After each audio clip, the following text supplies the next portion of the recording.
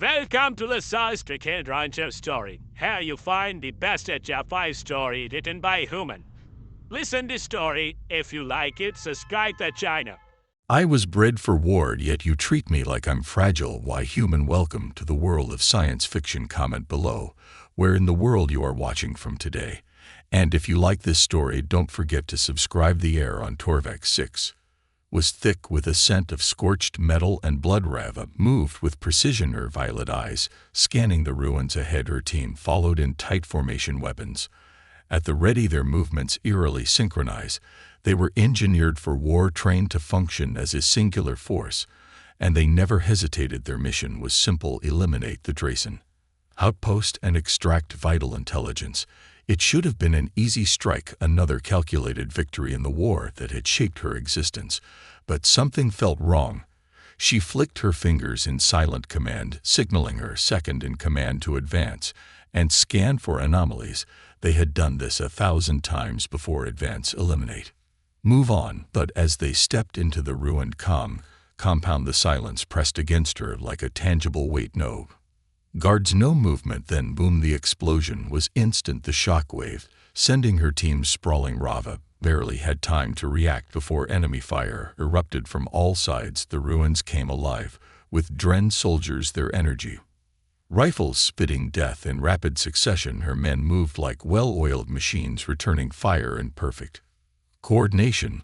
But they had been set up. We were expected. Rava dove into cover, her mind calculating a way out. The mission was compromised. A retreat was necessary.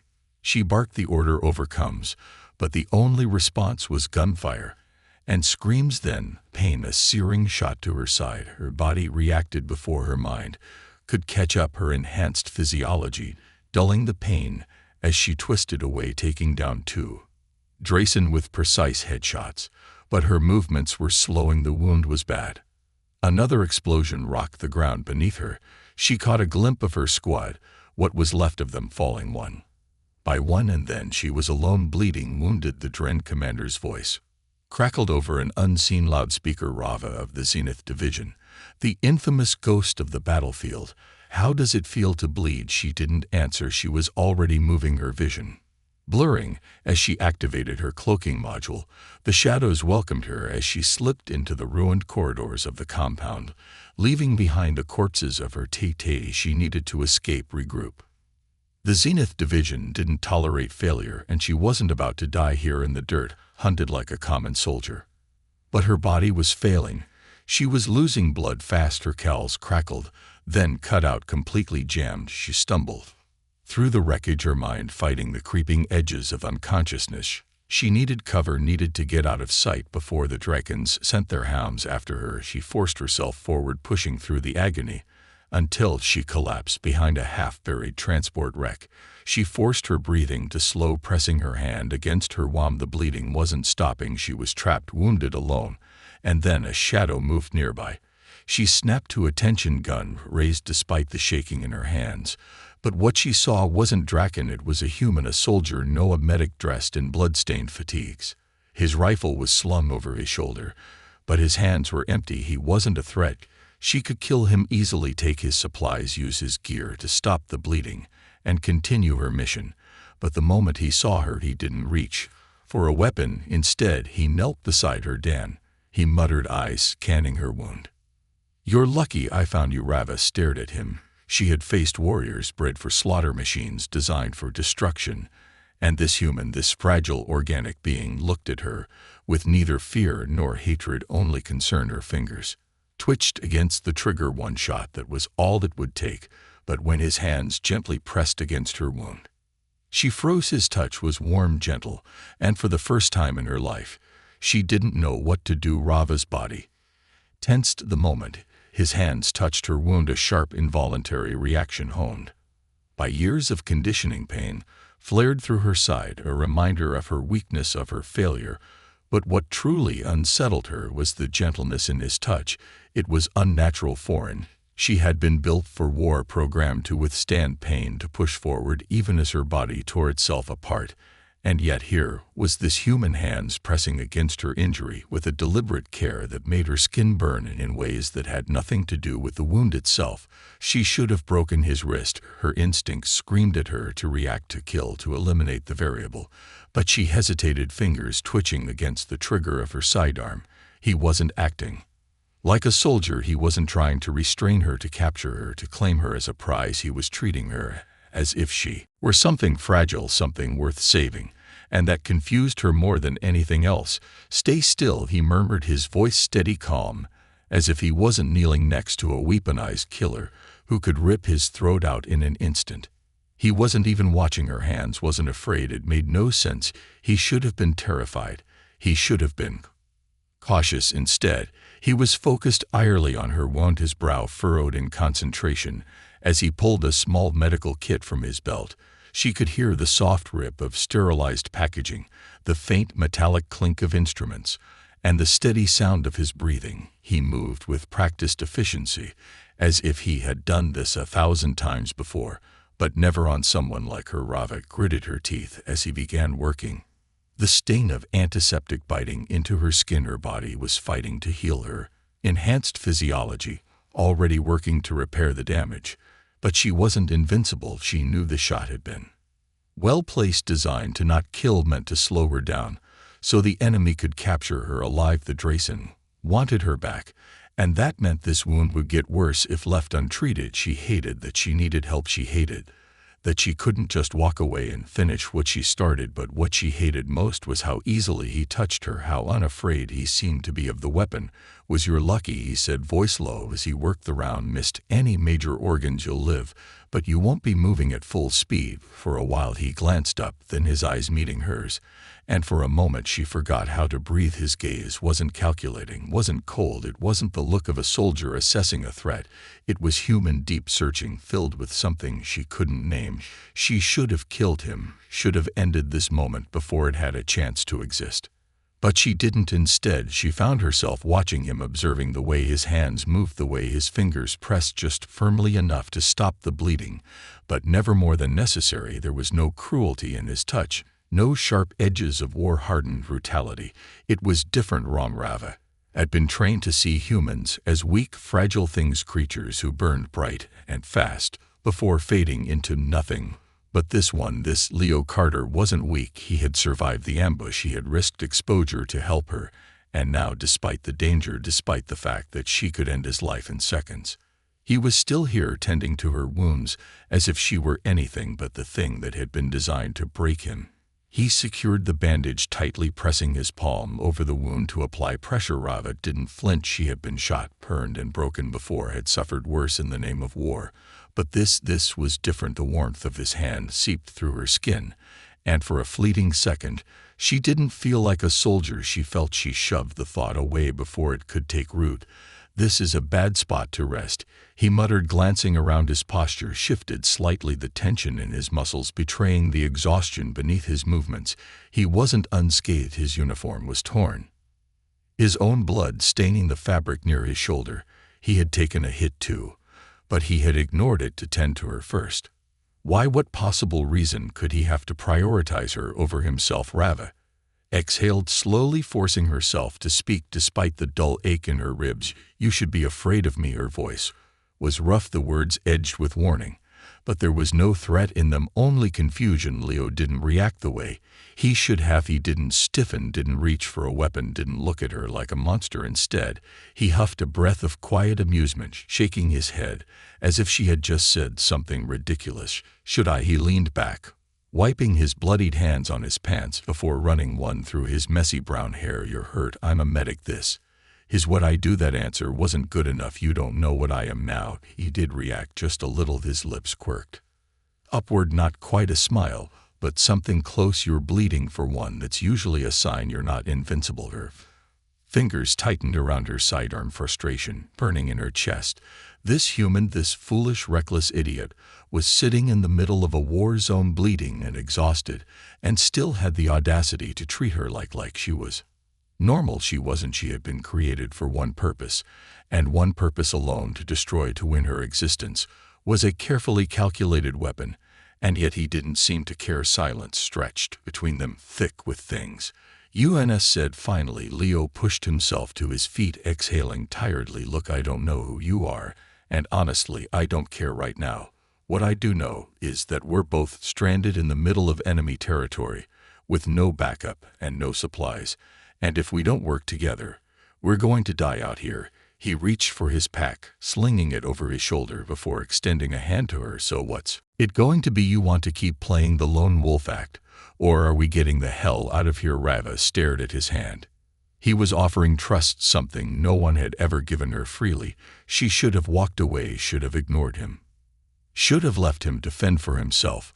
But instead, before she even knew why she took his hand, Rava regretted taking his hand the moment their skin made contact.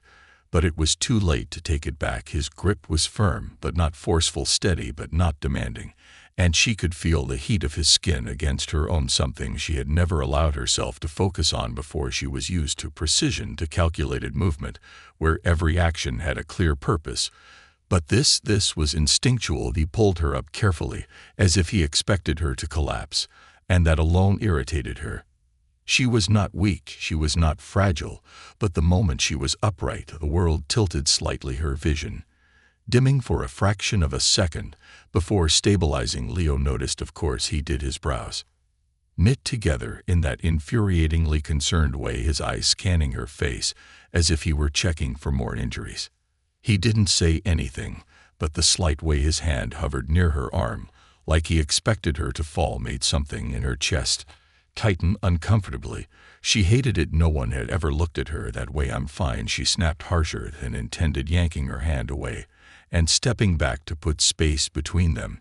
He let her go without protest, but his gaze lingered just long enough to make her feel exposed. She didn't like how easily he read her, how he seemed to see past the armor, past the weapon she had been forged into. It made her uneasy, as if she had stepped onto unstable ground. Leo exhaled through his nose, adjusting the strap of his medical pack. Right, sure. You're fine. You just took a high-caliber round to the side, lost half a pint of blood, and almost blacked out, but yeah. Let's pretend you're good to go. His words weren't mocking, just dry, laced with something she couldn't quite place. He turned away before she could respond. His focus shifted to the wreckage around them. We can't stay here. If the drow were waiting for your squad, they'll send out patrols to sweep the area. We need to move before they find us. Rava clenched, her jaw irritated by his tone, but unable to argue. He was right. She wasn't at her best, and the enemy wouldn't stop hunting her just because she had a human problem to deal with now. She glanced around, recalculating their best course of action.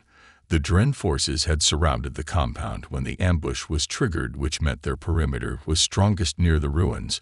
But if they moved west toward the wreckage fields, they could use the terrain to cover their escape. It was a gamble, but it was their only option. West, she said, already taking the lead. Ignoring the discomfort in her side, she refused to show weakness, especially in front of him. There's a wreckage field 2 clicks out. We move fast.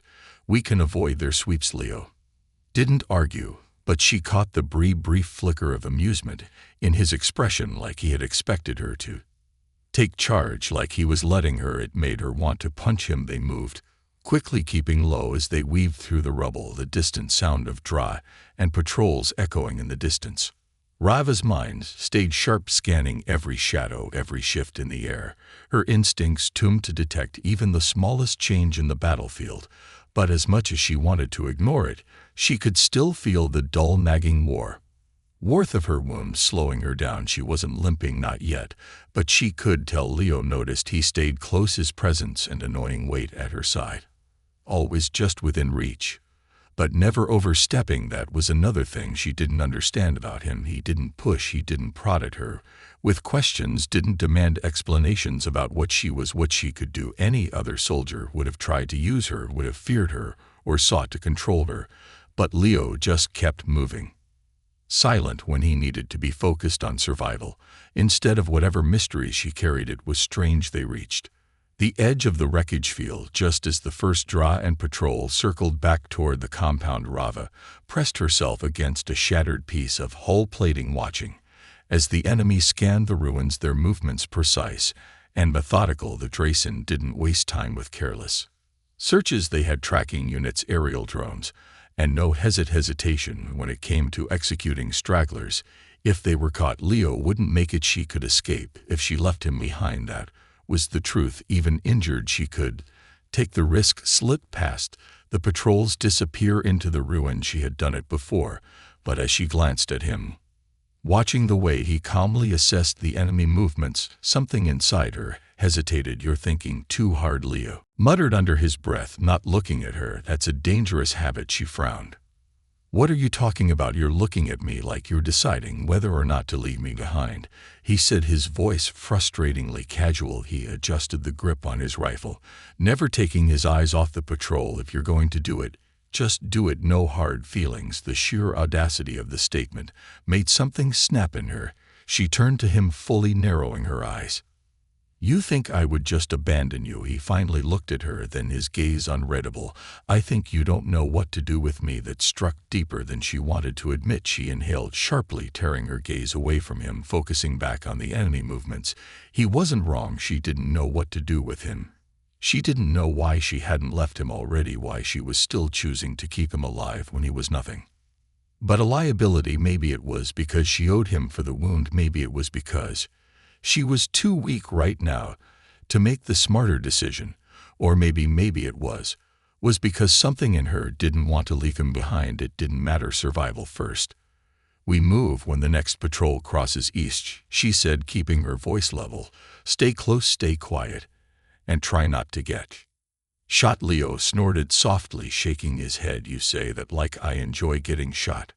She ignored him, counting the seconds as the patrol shifted. The moment they turned their backs, she moved fast, silent, her body a blur. As she sprinted through the wreckage, Leo was right behind her, keeping pace. Despite his lack of enhancements, his movements smooth and practiced. He wasn't just some medic. He had training experience. He wasn't as fragile as she had assumed. They reached cover just as the patrol doubled back, slipping into the shadows of a collapse structure. Rava could hear the faint hum of aerial drones overhead, but they were undetected for now. Leo exhaled slowly beside her. "You really don't talk much." "Hush." She glanced at him, the faint flicker of something almost like amusement in her chest. "I talk when I need to," he smirked. "So what? I just need to keep you injured to get conversation out of you." She narrowed her eyes, but for the first time since the ambush, the tension in her chest felt lighter. They weren't safe, not yet, but for now at least they were still alive. The night settled over the wreckage field like a heavy shroud, cloaking the ruins in thick shadows and distant echoes of war. Rava and Len moved cautiously through the twisted remains of downed ships and crumbling structures, their footsteps light, their bodies tense with the constant awareness that death could be waiting around any corner. Every few steps, Rava's body reminded her of her weakness, a dull ache radiating from her side. Despite the hasty field dressing, she hated the feeling of sluggishness, the way her body wasn't responding as sharply as it should. She wasn't built to falter, yet here she was moving slower than she liked. And what irritated her most was that Leo noticed he hadn't said anything yet, but she could feel his gaze lingering on her whenever they stopped, subtle in his concern, but not subtle enough. He adjusted his pace to match hers, staying close, and that alone made her want to snap at him. He wasn't a soldier, not the way she was. He shouldn't have been watching her back, yet he was moving like he expected trouble at any second, as if they were equals in this. They weren't. Leo ducked behind a slab of fallen metal, gesturing for her to follow.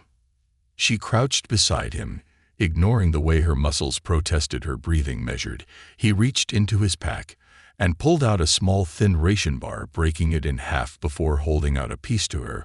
Without looking, she stared at it. Her first instinct was to refuse. She didn't need his charity. She had been conditioned to endure starvation, if necessary, to function without food longer than any normal soldier. Yet as her body reminded her of the blood she had lost, she realized how foolish it would be to ignore the simple logic of keeping herself fueled. Slowly, she reached out and took at her fingers, brushing against his for a fraction of a second before she withdrew quickly, stuffing the food into her mouth without another word. Leo smirked, but he didn't comment, just chewed his own half in silence. For a moment the battlefield around them faded, the distant gunfire, the hum of troll drones, it all blurred into something distant, something that didn't feel as immediate as the strange quiet between them. Rava didn't know what to do with it. She had spent her life surrounded by soldiers who only spoke in orders, who functioned as nothing more than pieces of a greater war machine. Silence to her had always meant calculation, meant waiting for the next move. But this silence felt different. It wasn't tactical, it wasn't sharp, it was steady, comfortable. Even that unsettled her more than anything. Leo finished chewing and leaned back against the wreckage, stretching his arms over his head before exhaling. So he said, voice low enough to keep from carrying, I figure we should probably talk about the part where you're not exactly human. Rava stiffened, her fingers twitched toward her weapon on instinct, but she forced herself to stop, to remain still, to read him first. He wasn't accusing her of anything. His tone wasn't fearful, wasn't filled with the kind of judgment she had come to expect when someone realized what she was. He was just stating a fact. She narrowed her eyes. You just figured that out now. He gave her a lopsided smirk, but it lacked its usual teasing edge. I had my suspicions the moment you got shot and didn't go into shock. Then there was the whole not flinching when I touched your womb thing. And oh yeah, the way you move like you're straight out of some Black Ops nightmare training program. He gestured vaguely at her, not to mention the glowing eyes, the tail, the fact that you don't seem to sleep or eat like a normal person. Yeah, kind of tipped me off. She watched him carefully, waiting for fear to settle into his expression, for the inevitable realization that he was sitting next to something designed to kill. But it never came. He just looked at her, curious but not wary, like he was studying her as a person, not a weapon. She didn't know what to do with that. So she said finally. So he echoed, rolling his shoulders, I don't really care what you are. You're not trying to kill me. And that's good enough for me. Rava blinked. That was not the reaction she had expected. You should be afraid of me, she said, not as a warning, but as a statement of fact. Leo arched a brow. Should I? Yes. He exhaled through his nose, shaking his head. See, I don't think so. I think you want me to be afraid of you, because it makes things easier, because then I'd be just another person who sees you as some unstoppable monster instead of. He stopped himself before finishing the sentence, running a hand through his hair before sighing. Look, I get it. You've spent your whole life being treated like a weapon. I'm guessing no one's ever looked at you like a person before. That sucks. But I'm not going to tiptoe around you just because you think that's what I'm supposed to do. Rava clenched her jaw, anger and something else twisting in her chest. Why was he like this? Why wasn't he afraid? Why wasn't he treating her like the living weapon she had been designed to be? She should have snapped back, should have reminded him exactly what she was, but the words caught in her throat because a part of her didn't want to hear fear in his voice. She had heard it enough times before she could say anything. A sudden burst of static crackled through the air, followed by the distant sound of shouting and mechanical whirs. Both of them went rigid, instincts kicking in as they turned toward the source. Patrol drones closing in fast. Rava immediately scanned the wreckage around them, assessing possible exits. They had seconds before the drones reached their location, and that wasn't even accounting for the ground forces that would follow. She didn't need to speak. Leo was already moving, following her lead as they darted between the jagged metal remains of a once great war machine, keeping low, avoiding open ground. A searchlight passed over them, and they froze. Rava pulled Leo against the wreckage, pressing him into the shadows, her body tense as the beam lingered just a few meters away. She could feel his breath against her neck, could hear the steady rhythm of his heartbeat beneath the adrenaline.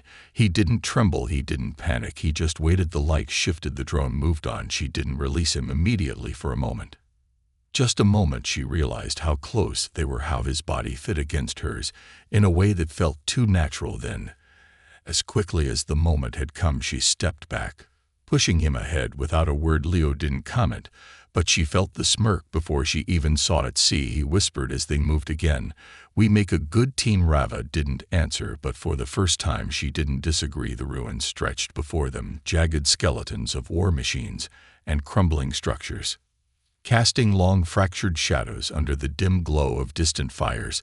The battlefield had long since gone quiet, but silence never meant safety. Rava moved ahead, scanning for threats, her body instinctually anticipating the next fight.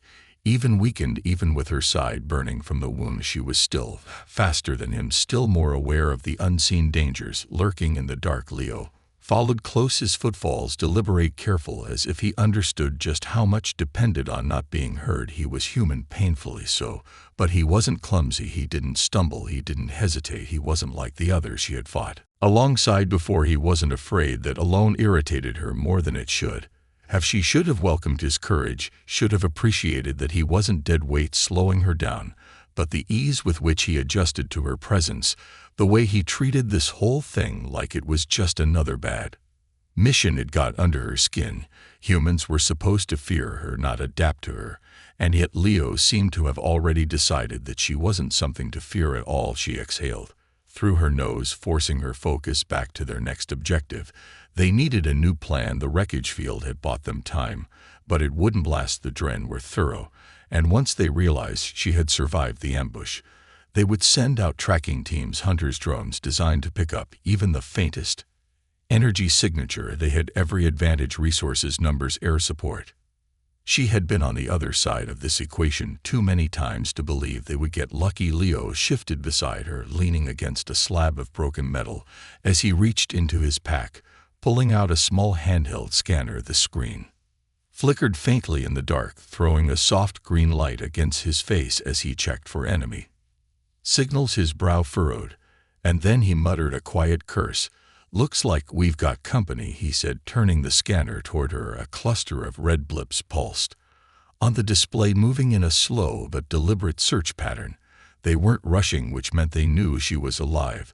They were hunting. Rava clenched her jaw, weighing their options. How long until they reached this position? Maybe 20 minutes if they keep their current pace, Leo replied, shutting off the scanner before the signal could be detected. Less if they deploy drones. He glanced at her, measuring her expression, and then sighed. "You already have a plan, don't you?" She did. It was reckless, it was risky as hell, but it was their only shot. "There's an abandoned supply cache buried under the old outpost 3 clicks west of here," she said, scanning the horizon. "If it's still intact, we might be able to salvage weapons gear, maybe even comms to signal an extraction." Leo raised a brow, clearly unimpressed with the idea. "You mean the outpost that's probably crawling with Dren forces?" "Not yet," she countered. They focused on sweeping the ruins first. The outpost was decommissioned months ago, too old to be a priority, but too recent for them to ignore completely. "If we move now, we might get there before they lock it down." Leo scrubbed a hand over his face, exhaling sharply. "Right, great, love a plan that relies on maybe and might." He pushed off the wreckage, slinging his pack over his shoulder. "Lead the way, fearless leader." She ignored the sarcasm, setting off at a steady pace, forcing herself to push past the lingering pain. The trek westward was grueling, the terrain uneven and scattered with debris from past battles. The air was thick with the remnants of ash and oil, the lingering ghosts of war embedded in every piece of shattered metal beneath their boots.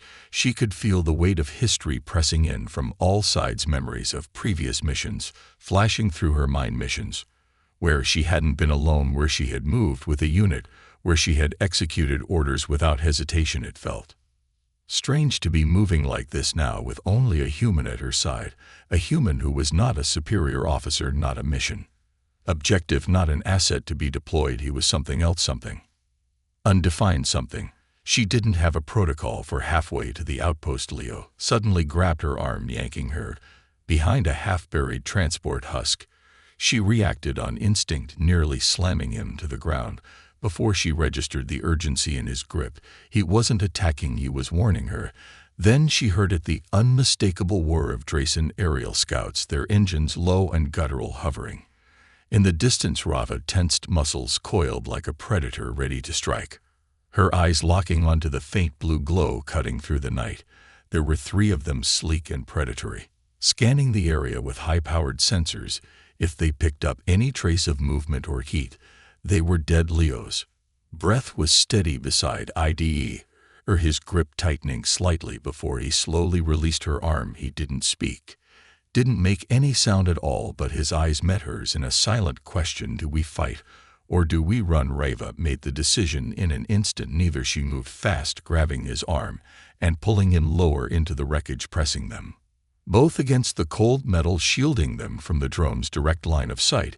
It wasn't perfect. If the scouts lingered too long, they'd pick up the residual heat signature from their bodies, but moving now would guarantee detection. They had to wait. Leo didn't argue. He followed her lead, his body tense but controlled, his breathing low, and even she could feel the warmth radiating from him, the steady thrum of his heartbeat, too close, too loud in the silence between them. For a brief, absurd moment, she became hyper-aware of how close they were, his arm brushing against hers, his body half curled into hers as they kept still. It was nothing, a necessity, a survival tactic.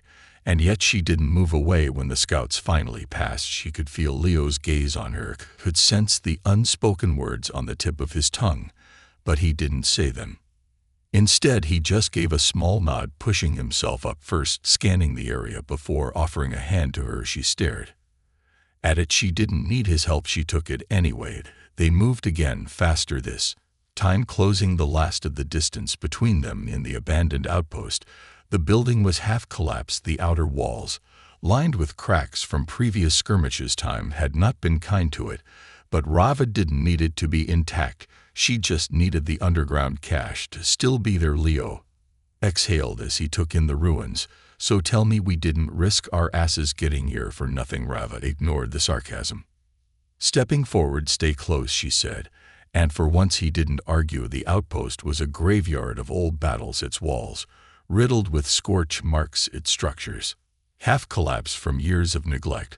Once this place had been a strategic checkpoint, a vital supply hub in the ongoing war, but now it was nothing more than a skeleton of its former self. Rava moved cautiously through the rubble, her eyes scanning the dark corners, her body attuned to every shift in the air.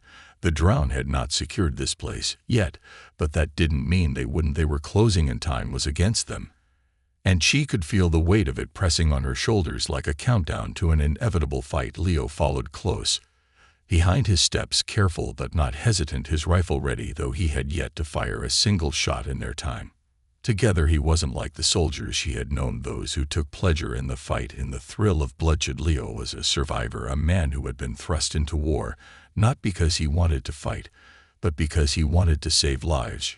She didn't know what to make of that. She had spent her entire existence alongside warriors, bred for destruction, soldiers who lived and died by the battlefield. Leo didn't fit that mold. He was different. She hated how often she was noticing that they slipped into the main structure, the air thick with the scent of rust and decay. The underground cache should still be here, buried beneath the floor of what had once been a command center, but war was unpredictable, and Rava knew better than to assume the cache had survived untouched.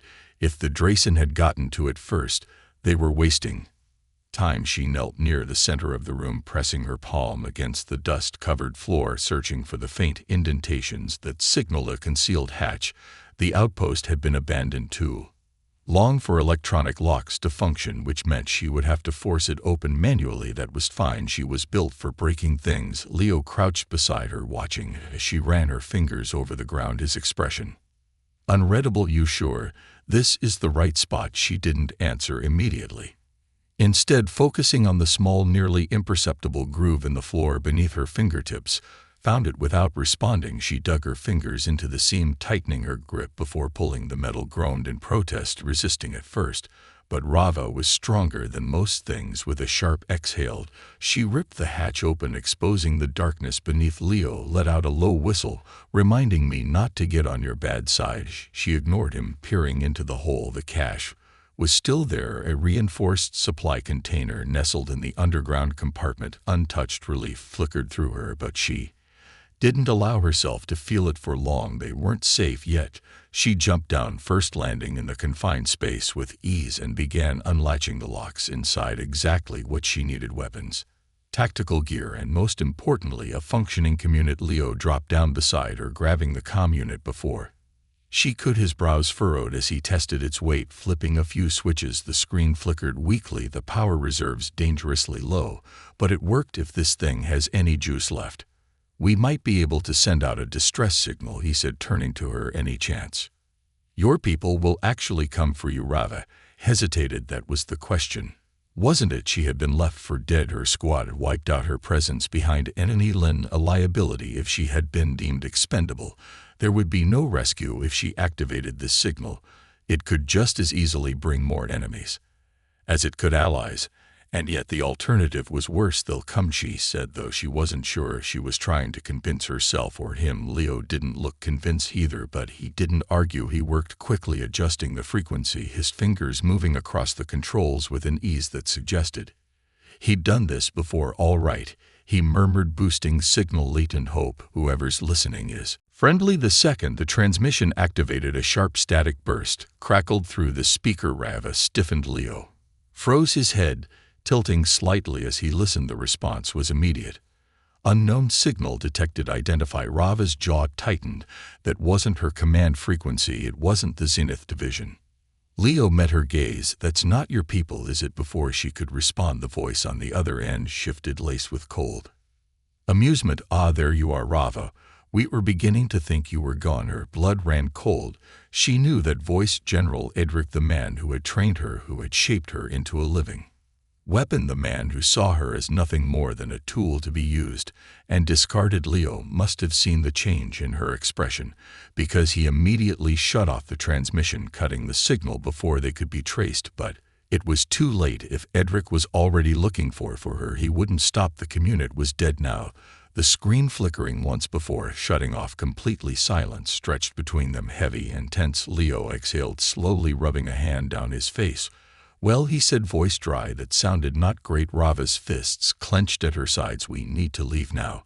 But before either of them could move, a distant explosion rocked the outpost, followed by the unmistakable sound of boots on metal, the clatter of approaching soldiers.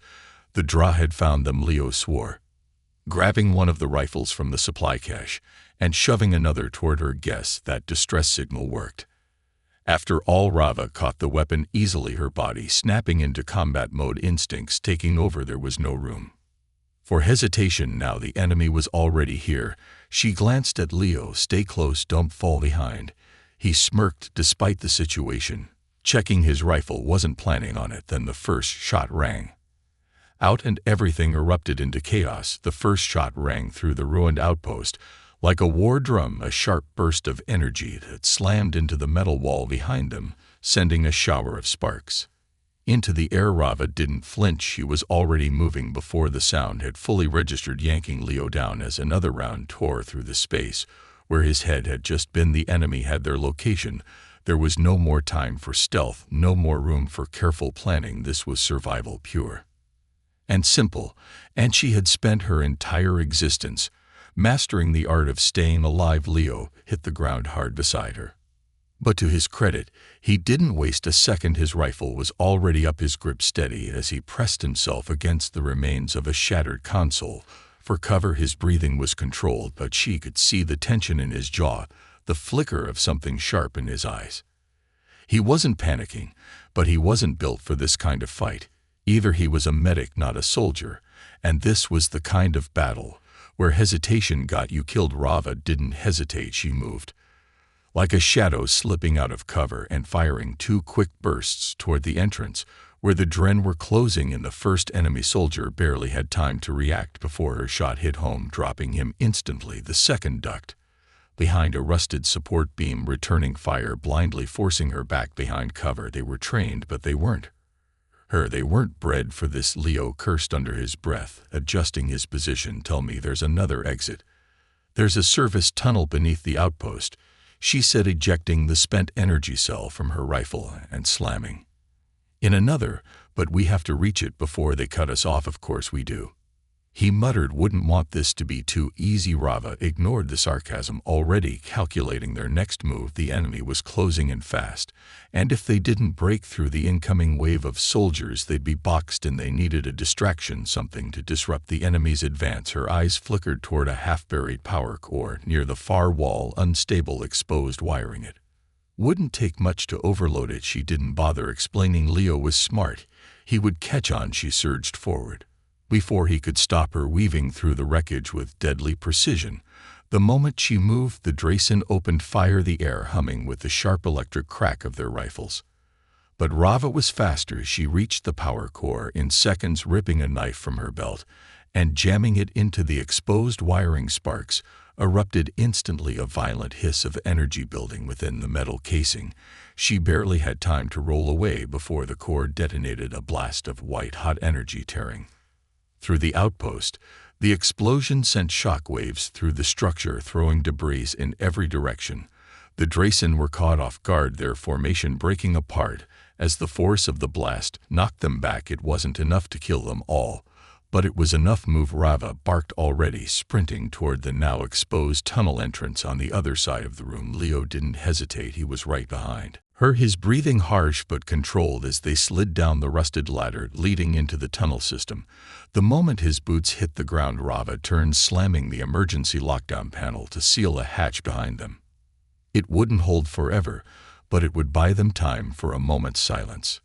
Settled between them, the air thick with dust and heat. The tunnel was dark, the emergency lights flickering weakly overhead. It smelled of rust and abandonment, the staleness of a place untouched for too long. Leo exhaled, sharply resting his back against the tunnel wall. You know, for someone who keeps telling me to be careful, you have a really bad habit of running straight into explosions. Rava tilted her head slightly, her expression unreadable. It worked.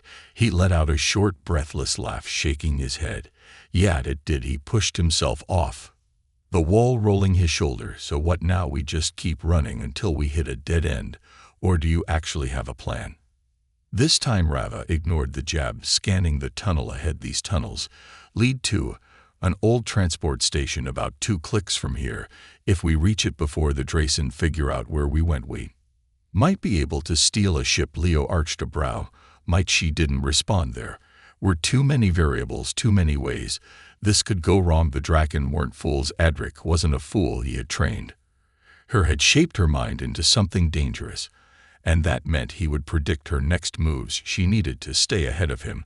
They moved in silence, their footsteps muffled by the thick layer of dust coating the tunnel floor. The deeper they went, the colder the air became, the distant hum of the outpost above fading into nothing. It should have been comforting, the temporary reprieve from the fight, but Rava couldn't shake the tension coiling in her gut. Leo must have noticed. You're thinking too hard again. She shot him a sidelong glance. I think as much as necessary, he smirked.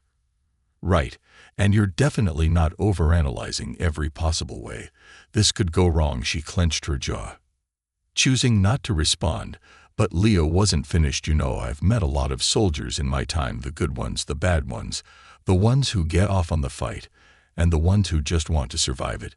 But you're something else. Rava frowned. What is that supposed to mean? He shrugged, adjusting the strap of his pack. You move like you're looking for the next order, like you don't know what to do if someone isn't telling you exactly what's next. His gaze flickered toward her, sharp but not unkind. What happens if there is no next mission, Rava? What happens when the war ends? She stopped walking. The question hit harder than she expected. War had always been her purpose. She had been built for it, trained for it, had spent every moment of her existence in service to it. The idea of an end, a true end, was something she had never allowed herself to consider, because if she wasn't fighting, if she wasn't serving a purpose, then what was she? Leo must have seen something shift in her expression, because he softened slightly, his voice quieter when he spoke. Again, you don't have to answer that right now. He glanced down the tunnel, but you might want to start thinking about it. Rava forced herself to look away, to push the thought down into the depths of her mind, where it couldn't reach her. There was no end to war, not for her. And yet, as she watched Leo move ahead, something in her whispered that maybe, just maybe, he wasn't entirely wrong. The tunnel stretched before them, dark and silent, except for the distant groan of shifting metal somewhere in the depths. The air was stale, thick with dust and the scent of decay, the remnants of a world abandoned and left to rot. Rava moved ahead of Leo, her steps controlled, methodical, despite the nagging ache in her side. She forced herself not to favor the wound, not to slow down, even though she could feel Leo's eyes on her, watching for any sign of weakness. He hadn't said anything about it, hadn't called her out on the way she adjusted her breathing to compensate for the pain. But she knew he noticed everything. It was infuriating. The tunnel sloped downward, leading them deeper into the underground transport system, a network of old maintenance routes that hadn't been used. In years, the war had left these places forgotten, and forgotten meant useful for now, but Rava knew better than to assume they were safe. The Drason weren't stupid. Edric wasn't stupid. He had trained her to think ahead, to anticipate, to plan for every contingency, and if he was tracking her, if he had even the slightest suspicion of where she was headed, then he would have already sent his forces ahead to cut off her escape raids. Leo's voice cut through the silence, low and measured. "You're tense." Rava didn't slow. "We're being hunted, yeah. But you were tense before that." His tone wasn't teasing this time. It was too knowing, too perceptive, in a way that made her want to shut the conversation down before it started. She exhaled, focusing on the path ahead. "I don't waste time on meaningless conversation, right? Because talking about something that isn't mission-related would just be unbearable." He let the words hang between them for a moment before adding, "You know, most people would have taken at least a minute to process the fact that the guy who trained them just offered to wipe their mind and turn them into an obedient attack dog."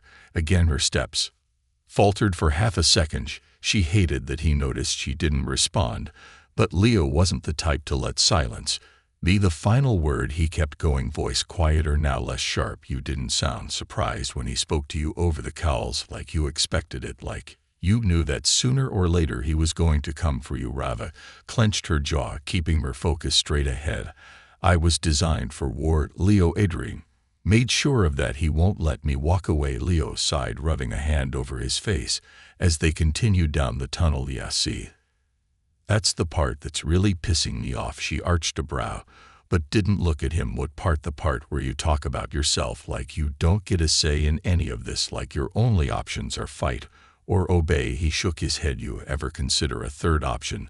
"There is no third option," Leo scoffed. She finally turned to look at him, violet eyes narrowing. "You don't know what you're talking about, don't I?" He stepped in front of her, forcing her to stop. "You could have let him take you back. You could have stayed dead, let them sweep through that battlefield and find nothing but wreckage. You could have left me behind at any point and taken your chances alone, but you didn't. So tell me, Rava, if you're just some mindless weapon, why the hell did you make those choices?" Her pulse thrummed against her skin, a steady beat like the countdown before an explosion. She didn't like the way he was looking at her, like he wasn't afraid, like he wasn't angry, like he saw something in her she had never been allowed to see in herself. She hated it. Before she could respond, the tunnel shook, the unmistakable thunder of an explosion ripping through the air.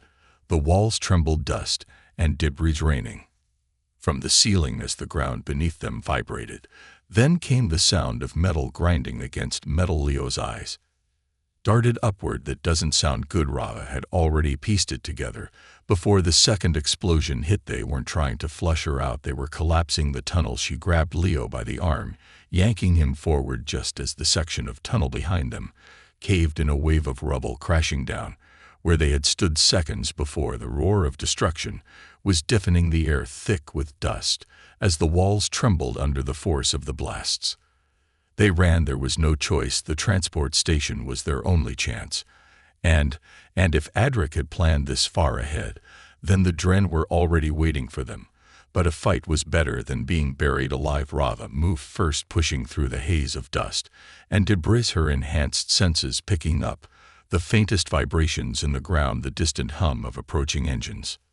Leo was keeping up, but she could hear his breath coming faster now, could feel the strain in the way he moved. He was strong, but he wasn't built for this. She grabbed his arm again, pulling him behind a section of collapsed piping just as a squad of Draken soldiers came into view ahead of them, their armor gleaming in the dim tunnel lights. They were waiting. Leo cursed under his breath. "Well, this is awkward." Rava assessed the situation in seconds. 5 soldiers, fully armored, equipped with pulse rifles and thermal scanners. They had likely been stationed here to ensure the tunnel collapse drove her right into them. It was tactical, efficient, exactly how she would have planned it. She hated that Adri was always one step ahead. Leo shifted aside, her voice low. "So I'm guessing talking this out isn't an option." She didn't answer. They had to move with fluid precision. Rava surged forward, firing the first shot before the Drason even had time to react. The blast hit the lead soldier square in the chest, sending him sprawling backward. The rest recovered fast, returning fire, the air crackling With the sharp hiss of energy rounds, she didn't stop moving. She wasn't built to stop moving. Leo was right behind her, covering her as best he could. He wasn't a marksman, but he wasn't sloppy either. He didn't hesitate, didn't freeze up when the fight started, and that was the only reason they survived the first wave.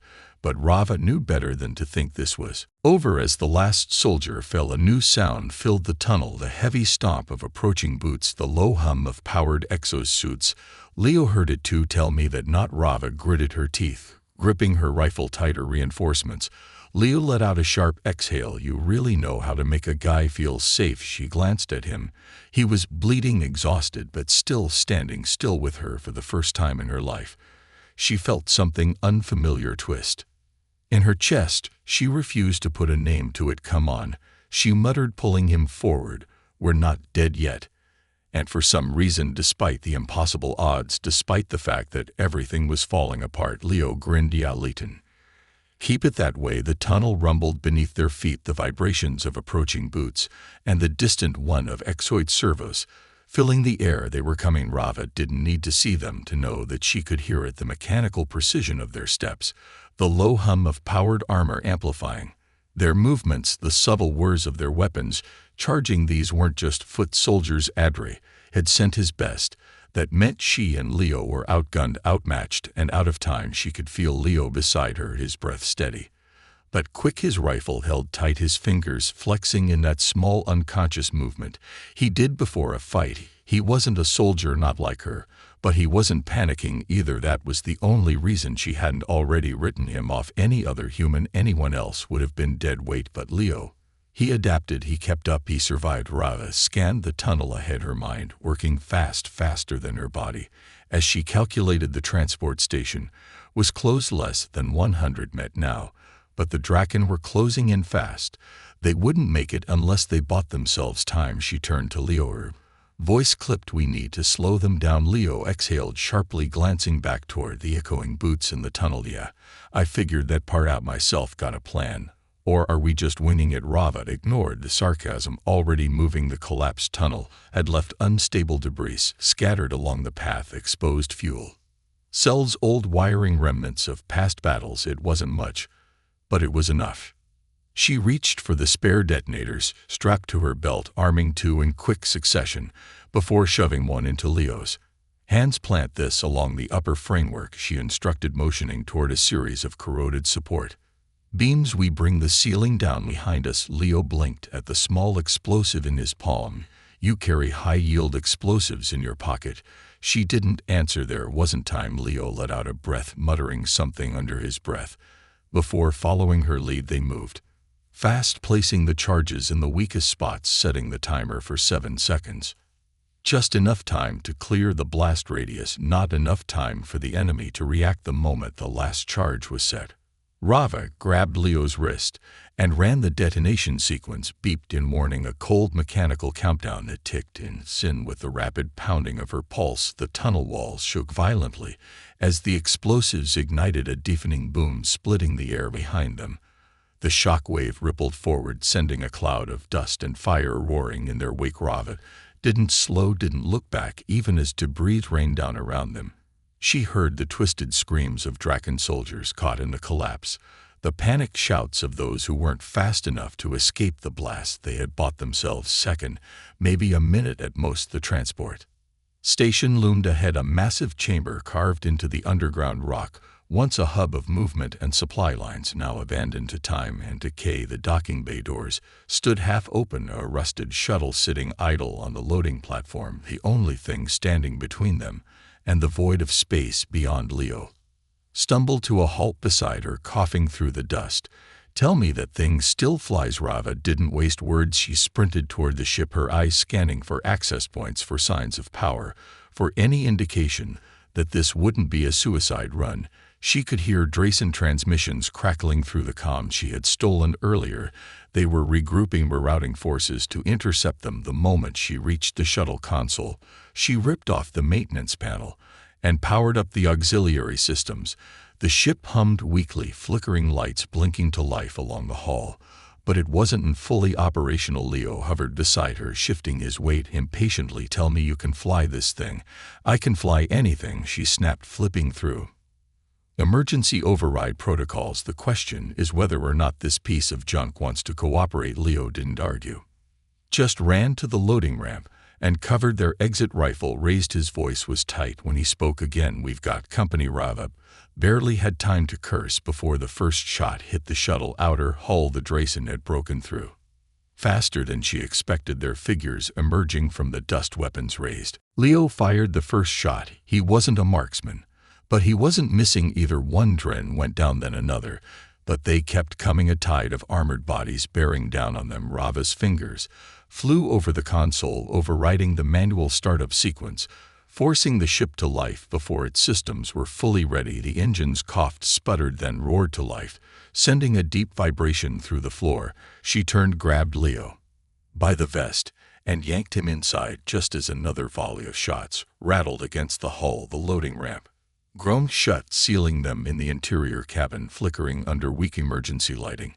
Leo collapsed into the co-pilot's seat, panting. "Next time, can we steal something with actual weapons?" Rava ignored him, fingers gripping the controls as she yanked the ship off the platform. The thrusters shuddered violently, struggling against years of neglect, but she forced it forward, banking hard as they shot out of the docking bay into open space. The void greeted them, vast and endless, dotted with the hulking shadows of warships patrolling the sector. Rava's heart slammed against her ribs as she veered hard, pushing the engines beyond their limits. Leo braced against the console, eyes scanning the screen. "We've got 3 Dren cruisers locking onto us. I see them. Do we have shields?" "No weapons." "No." Leo exhaled through his teeth. "I hate everything about this." A warning alarm blared, the targeting systems locking onto their position. Rava gritted her teeth, fingers tightening around the controls. They weren't going to make it. The moment those ships fired, they were done. But before the first shot could land, a new signal appeared on the radar. A ship, fast, unmarked, and moving directly toward them. Rava's blood went cold as the comm crackled to life. "Took you long enough to run, Rava?" She knew that voice. "Edric." Leo's head snapped toward her.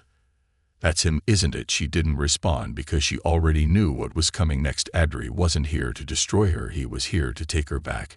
And suddenly the choice she had been avoiding her entire life was right in front of her. Fight or run. The comm signal crackled with interference, but the voice on the other end was unmistakable. Edric Cold controlled, the same voice that had drilled commands into her mind. Since the moment she had been created, it should have triggered something in her: obedience, compliance, the automatic response to fall back in line. But all it did was send a cold spike of anger through her chest. He was here, he was waiting for her, and this was never about survival, never about escape. It had always been about who she chose to be. Rava's hands tightened around the controls, knuckles white, as she forced the shuttle into an erratic dive, avoiding the first lock-on from the Dren cruisers. The ship wasn't built for this kind of maneuvering, but she didn't care. She would rip it apart before she let Adric take her back. She would burn before she went back. Leo was beside her, eyes flicking between the screens, the ship's status readings, and the incoming warships closing in. He wasn't panicking. He wasn't doubting. He was waiting for her call. He trusted her even now, even with the odds against them. She could hear his breath measured, even as if this was just another mission, another impossible situation they had to survive. Edric's voice came again, smooth, assured. "You can't outrun me, Rava. You were designed to follow orders. It's time to come home." Home, the word twisted in her gut. Home had never existed for her. Only war, only missions, only endless obedience to a system that had never once seen her as a person. But now she had something else. Leo exhaled, shaking his head. "Tell me you're not even considering listening to this guy." She wasn't. She never had. Rava flicked a switch, activating manual override for every system in the shuttle, throwing out any fail-safes or restrictions, keeping the engines from burning at full capacity. The ship screamed in protest, metal groaning under the force, but she didn't let up. She pressed the cal button, her voice sharp, steady. "I'm not yours to control anymore." Adric's silence lasted a fraction too long, then his voice dropped. "Colder than before. You were built for war, Rava. You will never be anything else." The weight of those words should have crushed her once. They would have once.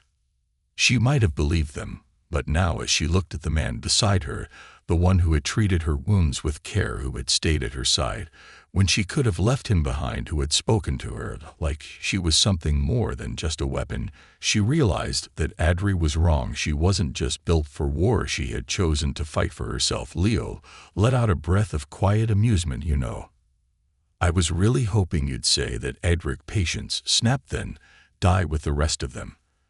The targeting alarms flared to life alock. On warning, shrieking through the cabin, the Dracen were done waiting. They were going to blow her out of the sky. Rava slammed the thrusters forward, the shuttle jerking as it shot toward open space, accelerating so fast the hull vibrated dangerously. They couldn't outrun the warships, not directly, but she wasn't aiming for escape. She was aiming for chaos. The Dren fired the first shot, barely missed the energy blast searing past their shields, the force rattling the ship like an earthquake. The second shot would hit. She could see it in the targeting trajectory. In the way the cruisers adjusted their angles, they were lining up for a kill shot, but they had forgotten who they were dealing with. At the last second, Rava yanked the ship into a barrel roll, angling them directly toward one of the Dracen cruisers. Leo barely had time to curse before she diverted all power to the forward thrusters, pushing the ship to its absolute limit. The Dren hesitated, too late. Their own lock-in system, primed to fire at Rava's shuttle, suddenly readjusted as their automated targeting failed to compensate for the new trajectory. The lead cruiser fired too soon, and the shot slammed into the second Dren warship, instead igniting a catastrophic explosion. On impact, the blast rippled through the fleet. The shockwave knocked their pursuers off course, their formation breaking apart in a desperate scramble to regain control. And in that split second of chaos, Rava found her opening. She punched the engines into overdrive, forcing the shuttle into an insane, impossible escape trajectory, slipping between the warships before they could correct their course.